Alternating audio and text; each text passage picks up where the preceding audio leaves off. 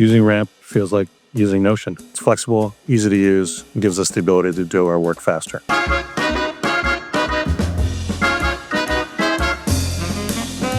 Notion is an AI workspace that connects all your notes, docs, projects, all in one workspace. Notion has grown to about 1,000 employees across North America, Europe, and Asia.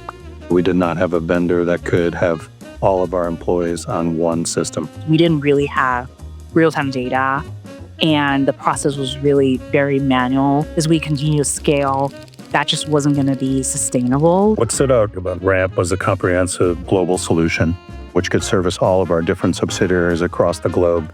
So in our old system, we had, approximately about 20% of our transactions had no receipts. And within Ramp, we have not had that problem. So that reduced it from 20% down to 5%. So that reduces our ultimate risk. We're compliant across the globe. In addition, that allows our team to work on more high-value projects. Honestly, I don't think people want a ping from accounting. I think they want a ping from Ramp. You saw Brandon, right?